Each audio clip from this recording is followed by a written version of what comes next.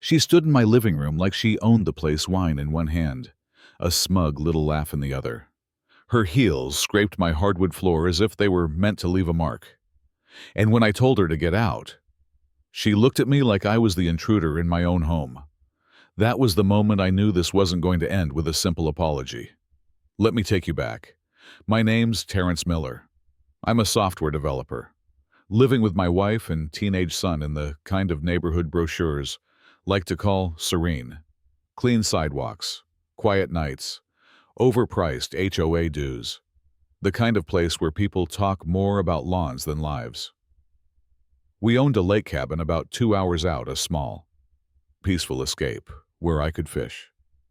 My wife could read, and our son Elijah could ride his motorcycle without being judged by suburban watch captains.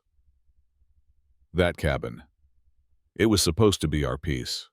But peace has a funny way of attracting war when the wrong people get bored. It all started with a woman named Linda Hastings, what you'd call the HOA queen bee. Always overdressed for mailbox runs, always watching, always judging. Her sunglasses were like two-way mirrors. You couldn't tell if she was staring at you or your tax bracket. Linda didn't like my son's motorcycle. Not because it was loud, he kept it quieter than our blender, but because of what he looked like riding it. 17, black, proud, and free. That kind of combination makes some people squint harder. At first, it was subtle. A comment here, a complaint there, too close to the driveway line. Might scare the dogs. Nonsense, but consistent. We ignored it until she escalated. One afternoon, Linda and 3 of her wine club friends drove to our lake cabin uninvited. They said they were scouting venues for a community retreat, as if that gave them keys to our private space. When I found them there, they were drunk, loud, and destructive. Furniture flipped, vases shattered, laughter echoing like they were in a hotel suite. I told them to leave. Linda just smirked and muttered something about entitled renters. Renters. I've lived here 12 years, by the time the police showed up. Linda had already played her hand. She told them I'd threatened her guests. Claimed we were letting troublemakers use the cabin. I knew this wasn't just about noise or trespassing. This was about control and color. But here's what Linda didn't know. That cabin. It had recently been outfitted with motion-triggered security cameras inside and out. Crystal clear footage, full audio. And it captured everything. I didn't show the police right away. I watched them first. There were 2 of them. Officer Burns and Officer Kellerman. Burns was older, calm, but tight-lipped. Kellerman was younger, alert, and oddly defensive. Linda spoke to him like they were on a first-name basis. Elijah stood beside me, silent, his hands in his jacket pockets. I could see him trying not to look angry. He'd been raised better than to give them an excuse. Burns turned to me. "Can we see the footage?" I nodded. The moment they saw Linda smashing my lamp with the heel of her boot, the mood shifted. Not immediately, but you could feel it. That slow realization creeping into their faces, the kind that said, "We may have walked into this backwards." But then something unexpected happened. A neighbor, Mr. Harold Grant, stepped forward. Harold's a quiet man in his 60s, white, retired Navy. He'd seen Linda and her friends heading toward the cabin and had followed. Worried something felt off. I saw them go in. They didn't knock, and I heard glass breaking. He said, for a second, I thought he might be the voice of reason. But then Linda turned to him. Her tone, icy. "You sure you want to do this?"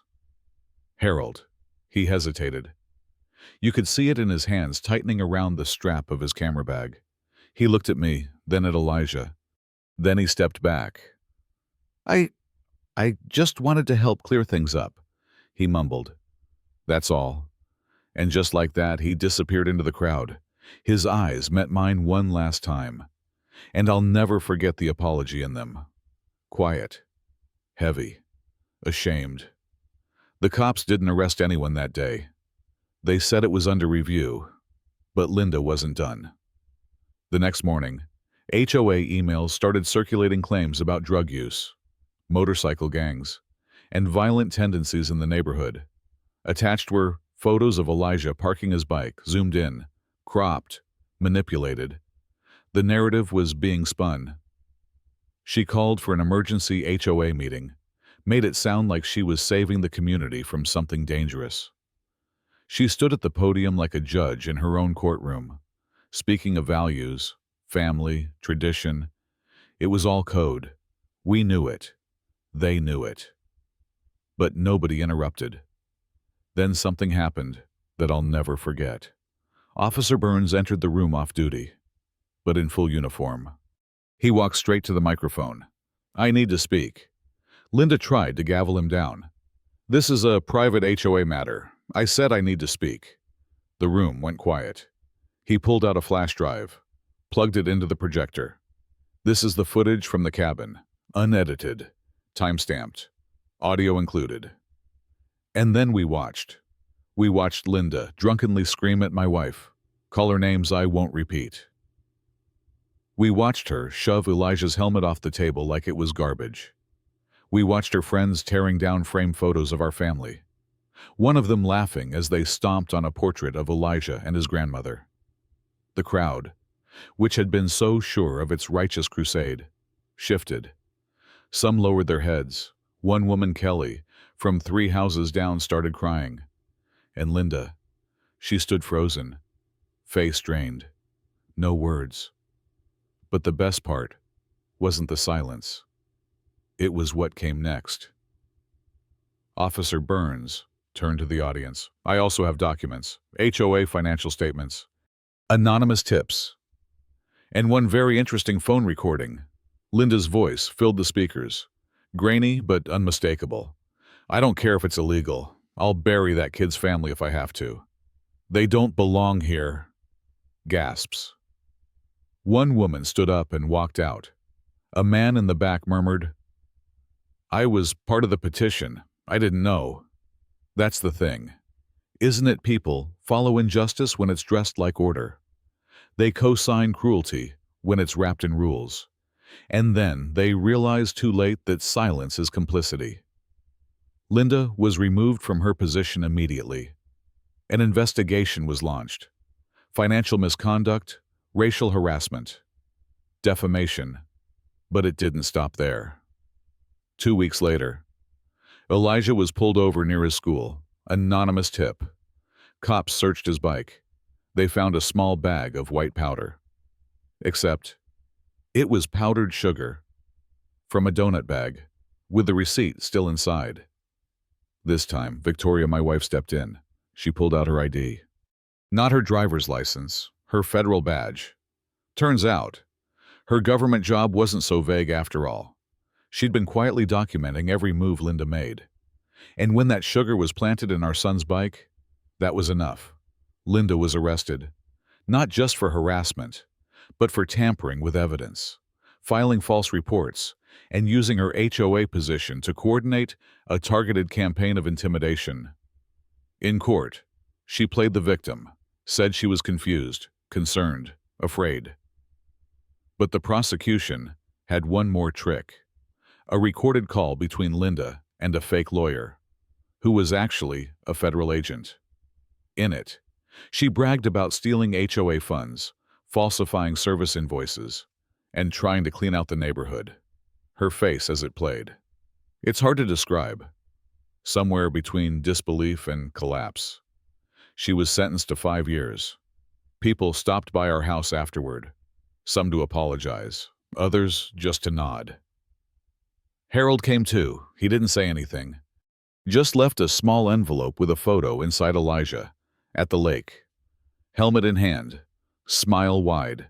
On the back, in Harold's shaky handwriting, I should have stood up louder. And you know what he did, just not when it was convenient. So now, when people ask me if I'd do anything differently, I don't hesitate. I say no, because justice isn't about convenience. It's about truth. And sometimes, You have to let the whole lie unravel before people can see what it was really hiding. You think this is over. You tell me.